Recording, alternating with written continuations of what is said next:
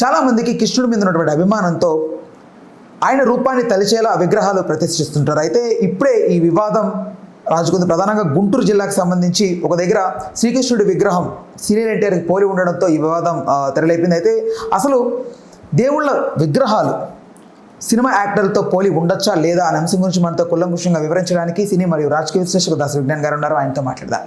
నమస్తే అన్న. సో మీ అభిప్రాయం ఏంటి? ఇదివరకు కూడా ఒక సో కాల్డ్ యాక్ట్రెస్, ఆవిడ క్యారెక్టర్ యాక్టర్, సో ఆవిడ కూడా యాదవ్ సంఘానికి చెందిన ఆవిడ ఈ ఇష్యూని గట్టిగా అడ్రస్ చేస్తూ మాట్లాడింది ఉండకూడదు అని. సో ఏంటి అసలు ఉండొచ్చా ఉండకూడదా ఇట్లా? సో ఇంతకుముందు కూడా ఊరికి దేశానికి ఎందుకు పనికిరాని వాళ్ళు, రోడ్ల మీద తిరిగే వాళ్ళు, అడ్రస్ లేని వాళ్ళు, వాళ్ళకంటూ ఒక అడ్రస్ సంపాదించుకోవడానికి ఇట్లాంటి వివాదాలు తీసుకొని రోడ్డు ఎక్కిన సందర్భాలు బోల్డ్ ఉన్నాయి, మనం చూసాం.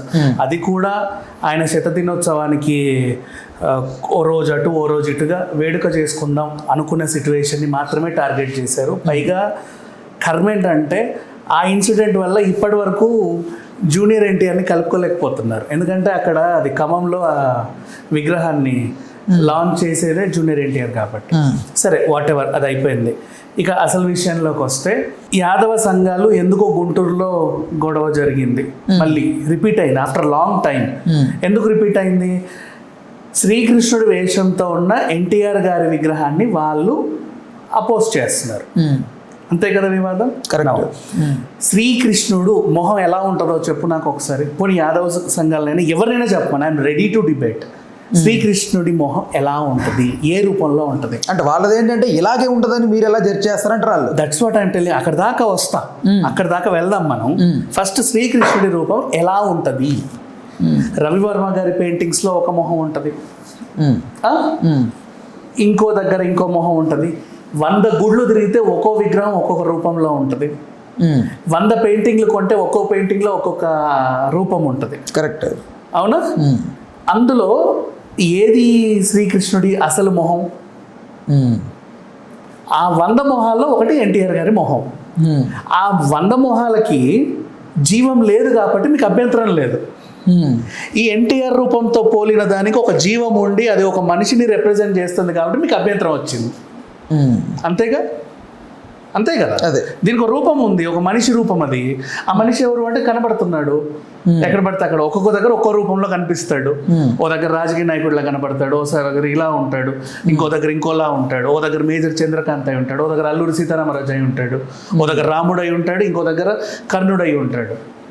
ఈ ఫేస్ తో ఇన్ని రూపాయలు ఏంటని నీకు ప్రాబ్లం వచ్చింది. శ్రీకృష్ణుడి యొక్క దైవత్వాన్ని ఒక నార్మల్ ఒక హ్యూమన్ బీయింగ్కి, అంటే సీనియర్ ఎన్టీఆర్గా చాలా గొప్ప వాళ్ళు, చాలా ఎన్నో అచీవ్మెంట్స్ ఉన్నాయి ఆయన లైఫ్లో, కానీ ఎండ్ ఆఫ్ ద డే ఆయన ఒక నార్మల్గా ఒక మానవుడికి శ్రీకృష్ణుడి యొక్క దైవత్వాన్ని రిప్రజెంట్ చేసేలాగా ప్రొజెక్ట్ చేయడం ఏంటన్నది వాళ్ళ అబ్జెక్షన్. ఓకే, రవివర్మ గారి చిత్రపటాల్లో ఉంది బొమ్మే, దానికి అసలు జీవం కూడా లేదు. జీవం లేని దానికి నువ్వు శ్రీకృష్ణుడి రూపాన్ని ఇస్తే లేని అభ్యంతరం, ఒక జీవం ఉన్నదానికి ఇస్తే నీకు ఎందుకు వచ్చింది? అంటే కనీసం ఈ రూపానికి ఒక అడ్రస్ ఉంది, ఈ పెయింటింగ్లో ఉన్న ఏ ఫేస్కి ఒక అడ్రస్ లేదు. అంటే ఆ మొహం, ఆ రూపము ఎవరిదో ఎవరికి తెలియదు. నిజంగా శ్రీకృష్ణుడిదా అంటే నేను ఇంకో ఫోటో చూపిస్తే ఇంకో మొహం ఉంటుంది, నేను ఇంకో మొహం చూస్తే ఇంకో మొహం ఉంటుంది, ఇంకో చిన్న ఫోటో తీస్తే ఇంకో మొహం ఉంటుంది. ఇలా బోలెడ్ అన్ని టెంపుల్స్కి వెళ్తే నీకు బోల్డ్ అన్ని రూపాలు వస్తాయి. ఎక్కడికి వెళ్ళినా నీకు ఒక్కొక్క దగ్గర ఒక్కొక్క రూపం ఉంటుంది. ఇప్పుడు పూరిలో దేవుడి రూపం ఎలా ఉంటుంది? పెద్ద పెద్ద ఒక చెక్క బొమ్మలాగా. రైట్. అంటే నీలి రంగు శ్రీకృష్ణుడు అంటారు కానీ అక్కడ నలుపు రంగు అన్నట్లుగా కనిపిస్తుంది. నీలం అన్న నలుపు. ఓకే, నెక్స్ట్ ఇంకో, ఇప్పుడు నిజంగా శ్రీకృష్ణుడు అలా ఉంటాడు అంత పెద్ద కళ్ళు వేసుకొని. మరి దానికి నీకు అభ్యంతరం లేదు, రథోత్సవం చేస్తున్నావు, ప్రాణ ప్రతిష్ఠ జరుగుతుంది అక్కడ. ఎగ్జాక్ట్లీ. దెన్ ఈ రూపం ఒక ఎన్టీఆర్ అనే ఒక మనిషిది అయినందుకు నీకు ప్రాబ్లం వచ్చేసింది. మీకు నిజంగా కృష్ణతత్వం ఒళ్ళంతా ఉంటే ప్రతి రూపం కృష్ణుడిదే, నువ్వు అపోజ్ చేయవు ఎక్కడ కూడా. నువ్వు ఇస్కాన్ టెంపుల్కి వెళ్ళి ఒక రూపం ఉంటుంది, ఇంకో టెంపుల్కి వెళ్ళి ఇంకో రూపం ఉంటుంది. చిన్ని కృష్ణులను కూడా బోల్డ్ అంటామని ఉంటుంది. సరే, ఇప్పుడు నీకు అపోజ్ చేయాలనుకుంటున్నావు కదా, ఎన్టీఆర్ రూపానికి ఆ విగ్రహానికి, ఆయన ఇంకా ప్రాణంతో లేడు ఇప్పుడు, ఆ విగ్రహానికి అది పెట్టడం నీకు అపోజిషన్ అంటే నీ వల్ల అవ్వట్లా, అసలు డైజెస్ట్ అవ్వట్లా, గొడవ చేస్తున్నావు వచ్చి. కృష్ణాష్టమి రోజు ప్రతి ఇంట్లో చిన్నపిల్లల్ని తయారు చేస్తారు కృష్ణుడు వేషం వేసి. మీకు ఎందుకు మనోభావాలు దెబ్బతినట్లా మీ ఇంట్లో కూడా పెట్టుకుంటారు. మరి ఇది కృష్ణుడు అయినప్పుడు అది ఎందుకు కృష్ణుడు అవ్వద్దు? ఈ పిల్లలందరూ కృష్ణుడు అయినప్పుడు ఆయన ఎందుకు కృష్ణుడు అవ్వద్దు? ఎందుకు అవ్వద్దు? అంటే ఇప్పుడు ఒక రకంగా అంటే నీ ఇంట్లో నీ కూతురికి కృష్ణుడు వేషం వేస్తే దేవుడు, ఆ? పక్కింట్లో లేకపోతే ఇంకెక్కడ వేసేస్తేనేమో ఓయ్ అని చెప్పేసి అపోజ్ చేసేస్తాను. ఎన్నో దగ్గర నాటక రంగాలు రంగస్థలాల మీద కూడా చాలా మంది నాటకాలు వేసేటప్పుడు కూడా కృష్ణుడు వేషం వేస్తారు. Then why they are opposing to నాటక రంగం నువ్వు ఎట్లేస్తావు కృష్ణుడు రూపాన్ని ఒక మనిషికి? మీకు ఇన్ని రోజులు ఎప్పుడు దెబ్బతినని మనోభావం ఇప్పుడు ఎందుకు దెబ్బతిని? అంటే శ్రీకృష్ణుడి గడ్డప్పు కృష్ణాష్టమి రోజు ఒక రోజే వేసుకుంటారు. ఇక్కడ విగ్రహం అనేది స్థిరంగా అక్కడే ఉండిపోద్ది కాబట్టి ఎక్కువ రోజులు దాన్ని ఇంపాక్ట్ అవుతారేమో అట్లా ఏదన్నా. సరే ఒకరోజు శ్రీకృష్ణుడు వేషం వేసి మీ పిల్లల్ని వదిలేయండి గంగలో ఎక్కడైనా, పడేసేయండి, బయట పడేస్తావా? దెన్ ఉండరా నీ పిల్లలు నీతో పాటు జీవిత కాలంలో? నీతో తిరుగుతున్నారు కానీ నీ చుట్టుపక్కల, నీ సంకల్లో, నీ మీద, నీ నెత్తి మీద, నీ భుజం పైన. ఒకరోజు శ్రీకృష్ణుడు వేషం వేస్తే మాత్రం ఒక్కరోజే కృష్ణుడు నువ్వు ఎలా ఫీల్ అవుతావు? ఈ విగ్రహం కదలలేదు పాపం, అందుకే అక్కడ ఉండింది. నువ్వు ఒకసారి పెడితే అలాగే ఉంటుంది ఎన్నేళ్ళు అయినా సరే. దెన్ మనోభావాలు దెబ్బతినడం అనే కాన్సెప్ట్ ఎందుకు వచ్చిందో తెలియదు కానీ ప్రతి దానికి అడ్రస్ లేని అంశాలని కావాలని అడ్రస్ తెచ్చుకొని చేసి మనకు లేని అడ్రస్ని కొని తెచ్చుకుందాం అనుకొని తిరిగే క్యారెక్టర్స్ వీళ్ళంతా. అంటే మీరు అంటుంది యాదవ సంఘాల్లో ఓన్లీ ఒక 10% ఆఫ్ ది పీపుల్ మాత్రమే 90% ఆఫ్ ది పీపుల్ని ఎఫెక్ట్ చేసి లెయ్యండి రండి అనేట్లా ప్రొవోక్ చేస్తున్నారు అనుకుంటున్నారా? అసలు యాదవులు అనే వాళ్ళు శ్రీకృష్ణుడిని ప్రతి దాంట్లో చూస్తారు.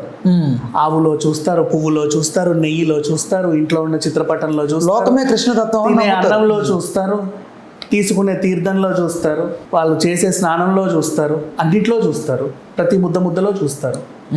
మరి వాళ్ళు ఎప్పుడు అలా గొడవ చేయరే? నీకంటూ ఒక ఇష్యూని బాగా ఏదో చేస్తే నీకు అడ్రస్ వస్తుంది అని నీకు అనిపిస్తే ఆ ఇష్యూ మీదకి వెళ్ళి పోరాడతాం. ఇప్పుడు మనం చదువుకోవాలి, పలానా ఇష్యూ మీద పోరాడే వ్యక్తి ఎవడెవరో వీడు అని చూస్తే వీడి మొహం. మొన్నటి వరకు నీ ఇంట్లో నీ మొహం నీకన్నా సరిగ్గా తెలుసో లేదో, మీ ఇంట్లో అద్దం ఒకటి ఏడిస్తే నీకు కూడా తెలుసు ఇది నా మొహం అని. కనీసం పేపర్లో పడితే 500 మందికి తెలుస్తుందిగా. ఆ ఇంటెన్షన్ కోసం చేసే వాళ్ళని నా ఫీలింగ్. అందుకే స్టార్టింగ్ చెప్పా, లాస్ట్ టైం కూడా ఒక అడ్రస్ లేని క్యారెక్టర్ అడ్రస్ కోసం వెతుక్కుంటూ ఖమ్మం వెళ్ళి మరి ధర్నా చేసి వచ్చింది.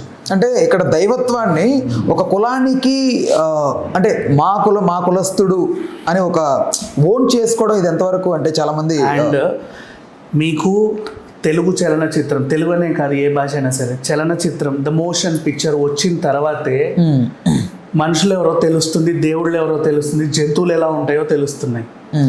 అన్ని రోజు పుట్టి నుంచి చచ్చిపోయే వరకు అన్నీ చూడట్లా ప్రపంచం అంతా కూడా. ఇప్పుడు ఫర్ ఎగ్జాంపుల్ కృష్ణ గారిని చూస్తే అల్లూరి సీతారామరాజు, ఆయన రూపంలో కూడా అల్లూరి సీతారామరాజు విగ్రహాలు ఉంటాయి. కానీ మన్యం వాళ్ళకి అదేమి గొడవ చేయరు. వాళ్ళు మా కృష్ణ, మా అల్లూరి సీతారామరాజు అంతే, అలాగే ఉంటుంది. ఏం అనిపించదు. ఎన్టీఆర్ గారికి కర్ణుడు వేషం వేస్తే కర్ణుడు, కృష్ణుడు వేషం వేస్తే కృష్ణుడు, రాముడు వేషం వేస్తే రాముడు, అంతే.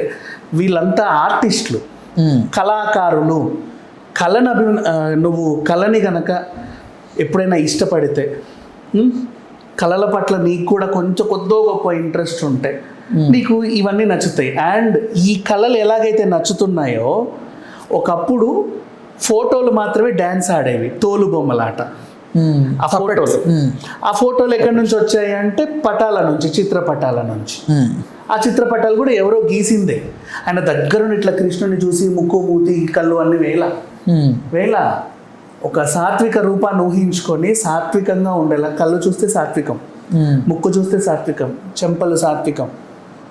ఇప్పుడు అసురుల ఫోటోలు గీయాలంటే కొమ్ములు, పళ్ళు, ఇట్లా మెడలో ఏవేవో అది వేస్తా అంటే భయంకరమైన రూపం నీకు కావాలి.